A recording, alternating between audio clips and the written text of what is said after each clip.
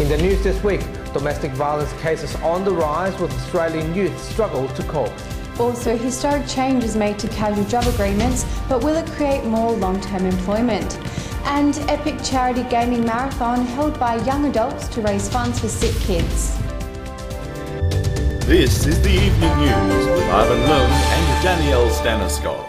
Good evening. Domestic violence cases reached an all-time high according to recent figures from the Australian Bureau of Statistics.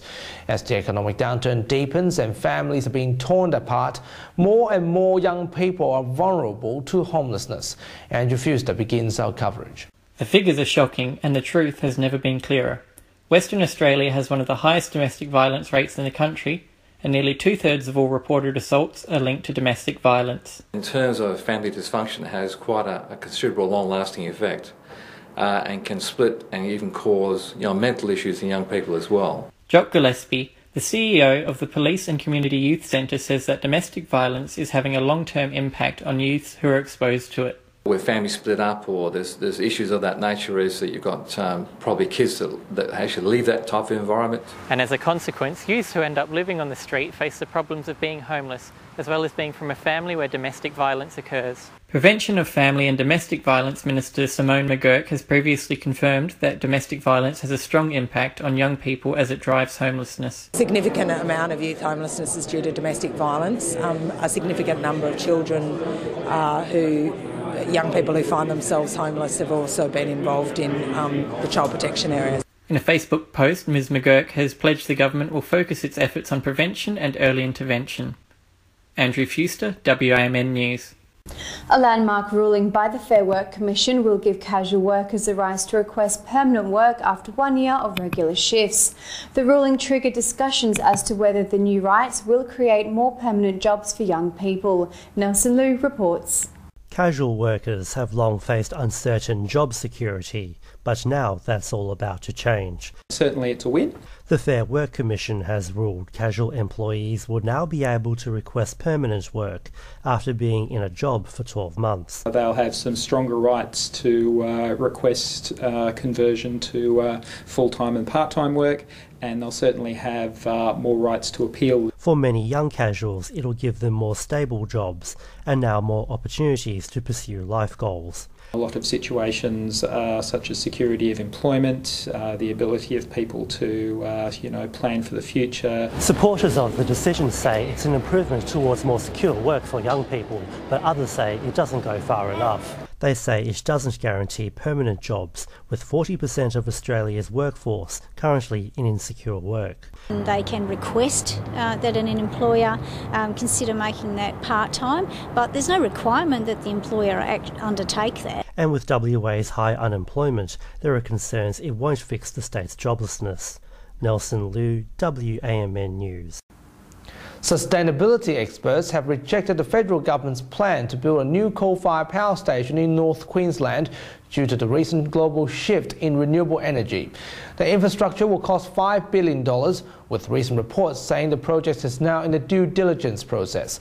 Experts argued that investing in coal-fired power station is a waste of time and detract taxpayers' funding from areas that are needed. Banks and major global financial institutions are turning away from these fossil fuel type of investments like coal. They're fossils, they're dinosaurs. Most energy investment now globally is in renewables, and that's simply because the business case stacks up. The state opposition has called for a bipartisan approach in solving WA's poor GST share. The West currently gets 34 cents in a dollar, while other states receive amounts between 89 cents and 181 cents. Liberal leader Mike Nahan says despite state Labor government's recent submission to the Productivity Commission, he called on federal Labor MPs to back the much-needed reform. The move will help WA to reduce its significant debt.